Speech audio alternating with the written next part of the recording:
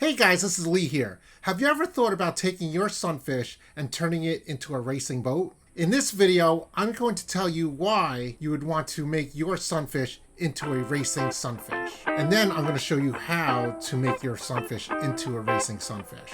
I could think of 5 reasons why you would want to make your Sunfish into a racing machine. Whether you want to race or not, or don't even have a competitive bone in your body, there are advantages to having a racing boat. The first advantage is if you do want to race, having a racing Sunfish will get everyone that you're racing against on an even plane. That's why they call the racing Sunfish a one design sailboat.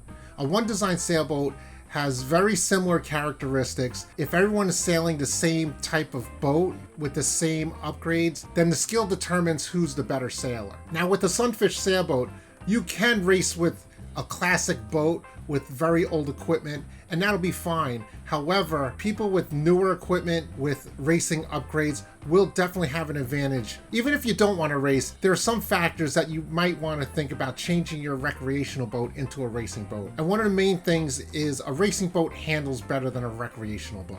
What I mean by that is when you do a few upgrades, the boat goes faster, it points better, it just sails better, and with less effort. If you go faster, can turn better with less effort, then it's just more fun sailing. The third reason why you would want to change from a recreational boat to a racing boat is that the racing boat has more adjustments to it, so you'll be able to sail in a wider variety of wind conditions. So instead of being overpowered at 10 or 12 miles an hour if you're pretty small, you might be able to sail at 12 to 15 or 18 miles an hour and still have fun doing it. When you're able to sail with more wind conditions, that's more fun. The fourth reason why you would want to turn your recreational boat into a Sunfish racing boat, it increases the value of your boat. I've seen plenty of people buy boats for $200, $300, $400 and then upgrade them and clean them up and added racing gear, and then they sell them for $1,500.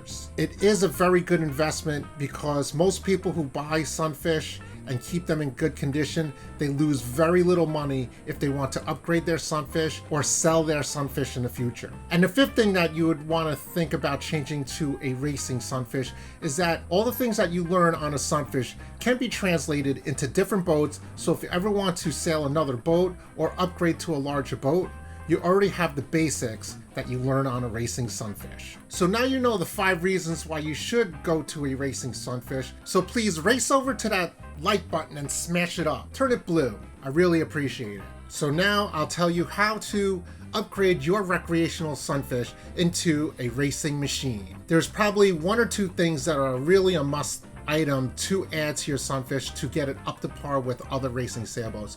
And the first thing that I want to share with you is this. This is a racing Daggerboard. It's different shape from the old wooden Barrington boards. This is one of the newer designs. So you can get one with a handle, or you can get even the newer ones that don't have a handle. And this board will allow you to sail faster and point higher, which is really critical for sailing a Sunfish on an even plane with other racing boats. So if you were going to pick one thing to invest in, the centerboard, the racing modern centerboard will make the biggest difference. The second piece of equipment that you would want to upgrade is a racing sail with a clear window. What this is, it's cut differently from a recreational sail, which is a little bit flatter, and the racing sail is slightly bigger. So you'll get more horsepower from the sail and then eventually go faster. I'll leave links down below to show you where you can get some of these items. The third item I would suggest to upgrade your recreational boat, you might have them on your recreational boat already, and those are telltales. Telltales on the sail help you sail with the wind better and with more efficiency. If you do not sail with telltales, it's like sailing blind. It's like driving blind or sailing with your eyes closed. You really are relying on your feel for the water, but you might be giving up valuable distance and degrees close to the wind or away from your wind. So add telltales to your sail, even if it's a recreational boat, and you'll be able to sail much better. Another thing along with telltales is you could add a Masthead Fly, so you could tell where the wind is coming from, and you could tell where your apparent wind is coming from, which is basically the wind direction added to the direction that you're going to, and that would be your apparent wind, and it's geography. No, it's geometry. Don't worry about all that. If you really want to see wind, a Masthead Fly, I love using it downwind. I also love using it to figure out if you're in somebody's wind shadow or if you're trying to block someone's wind. Going downwind is really helpful. So watch the video until the end, and I'll share with you 3 things you can do to get your boat as fast as possible. The next item to upgrade your recreational boat is the universal joint with tiller extension. This will let you sail in all different positions on the boat, and that is your universal joint, this little rubbery thing. They also make joints that are metal and they're like hinges. However, they don't have the range of motion that the rubber universal joints has. So I would recommend, if you're going to get one of these, don't get the metal ones, get the rubbery ones. Now, if you race or don't race, I would suggest to get one of these tiller extensions with the universal joint anyway, because it just makes sailing much more fun, whether you recreationally sail or race. Let me know in the comments below if you use a tiller extension and what kind of joint do you use. The next item is a hiking strap. Now, these hiking straps let you lean out on the boat. The hiking straps let you put your feet or your ankles or your legs underneath the strap so you could counteract the forces of the wind on the sail. This is really important, especially when you're sailing in heavier air or if you're using a racing sail. There's more power, and a sunfish is notorious for tipping and capsizing.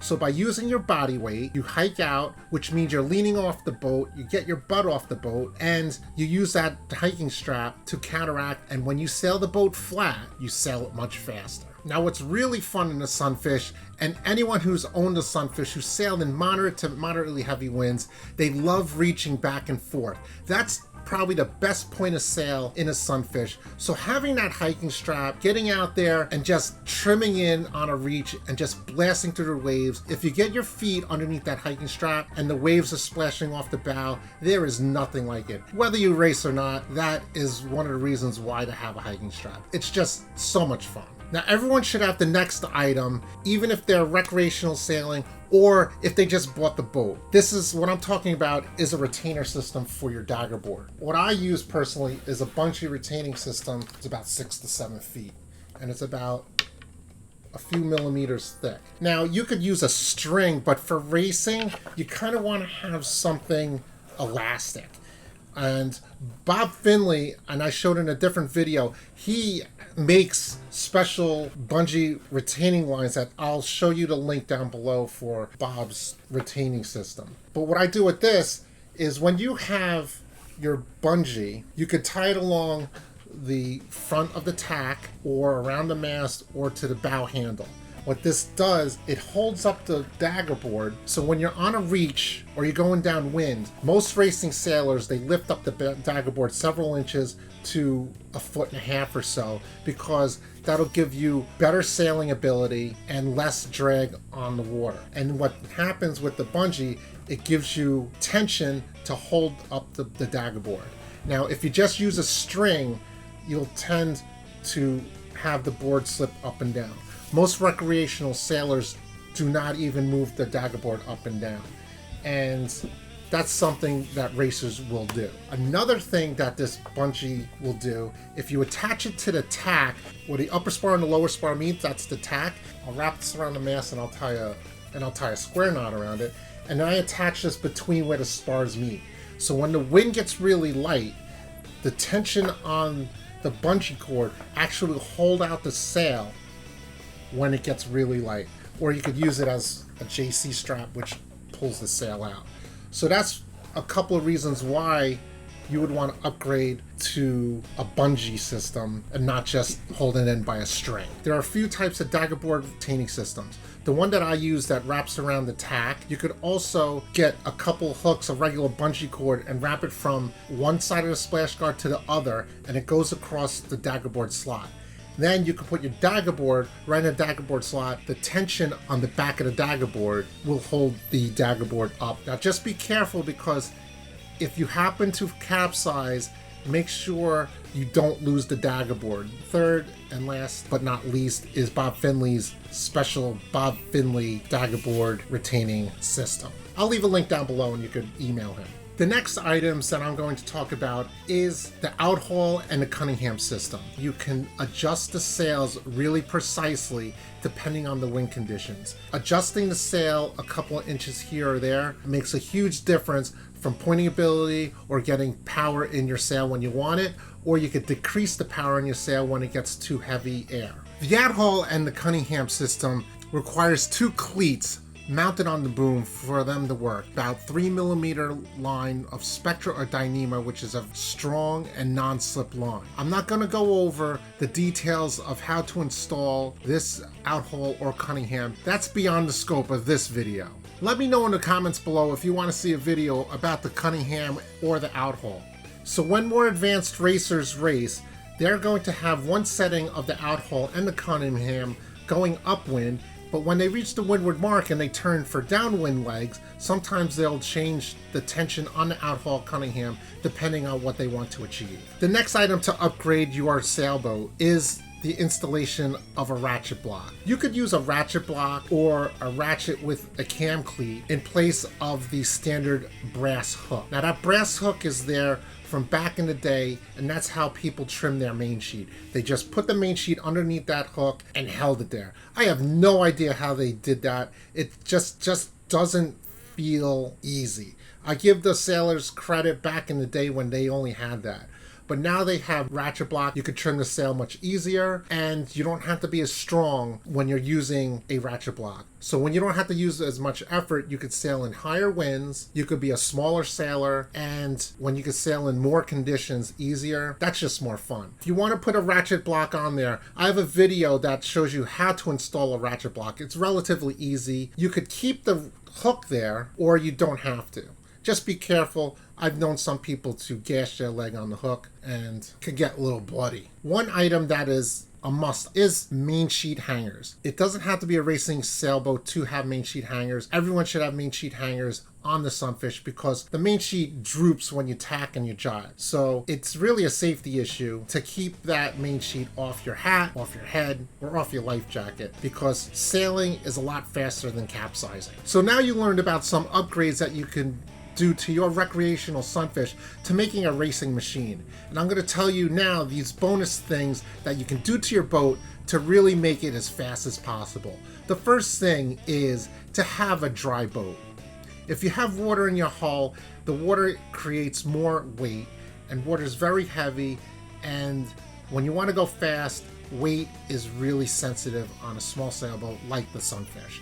So make sure your boat is dry, and if you're taking on water, find the leaks on your boat. There's tests that you can do. You might want to install inspection ports where you can get access to dry out your boat. Inspection ports help you dry out your boat quicker. Now, if you don't have one already, have a bailing system for your cockpit. So when your cockpit gets some water in it on a tack or a jibe, or if it just comes through the bailer, I like to carry a big yellow car wash sponge. And in between races, I like to sponge out all the water and relax while I'm waiting for the next race. What that does, I might be able to take out 1, 2, 3 gallons of water. And sometimes the automatic bailers do not work when it's blowing too light and you're not able to go reaching to drain the cockpit automatically.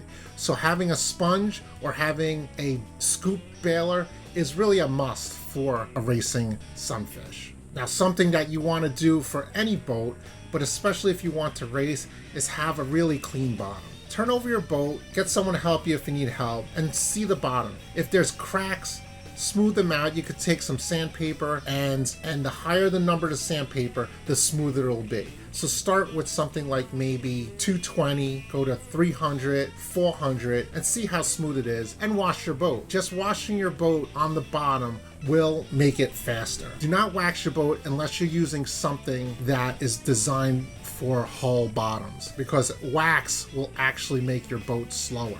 And the last upgrade that you want to use for a racing Sunfish is totally free.